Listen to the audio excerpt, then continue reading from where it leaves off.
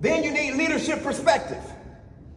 Let's say you have the potential and the passion of leadership, but you don't have the perspective of leadership.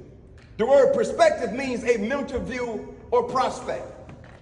In order to build and leave a leadership legacy, you must have leadership perspective. You got to have the mindset to be able to look at things on the job, at work, and see it not for what it is, but for what it can be.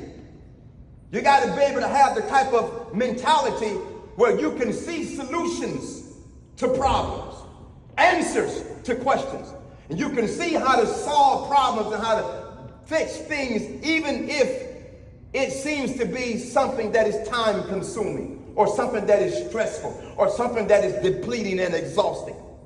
You got to have the right perspective. People need to know that when you show up, that you have the oversight, that you have insight, that you're looking at things not with your eyesight, but with your mind's eye.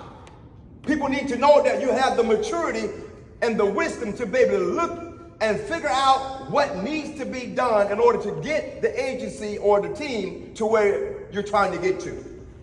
People need to know that when you show up, that eagle eyes just stepped into the building. Somebody that can see afar off. Someone that can focus in on things that are small without micromanaging. Focus in on things that may seem to be insignificant to your team members, but you want them to know it's important that you give your help and your support, even if they think it's insignificant. It's not insignificant if it's involving the team, if it's involving the agency. And I say that because a lot of times your team members may not want to come to you with certain things because they may think that because you're operating from a leadership perspective that you don't have the time to deal with matters that may tend to be small to you in their eyes. But when you show them that there is no matter too small that we can't handle it together, and there's no matter too big that we can't handle it together, then it shows them that there is no such thing as a small matter or a big matter. It's just something that we all work together on. And you look at that and you show them, hey, I'm governing over this department. I'm looking at everything, not so that I can be judgmental, but so that I can be effective. Because no matter what it is, if it's a small thing, if I don't give my insight, if I don't give my input, then that small thing can become like a cancer and it can grow up and then it can throw us off our focus. We don't want that to happen. We want to champion it and jump on it, and we want to accomplish it and conquer it while it's small so that it don't take away from our time that we should be focusing on other things. Does that make sense to anybody?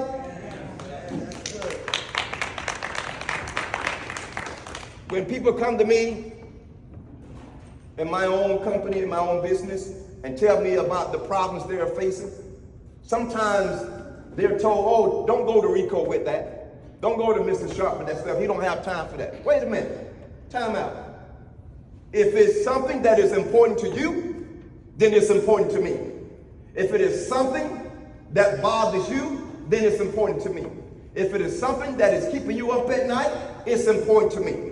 So let's not begin to size up what is insignificant or significant. Let's make everyone significant and everything significant so that we can work together to create a significant team in this agency. That's how I look at things. All right.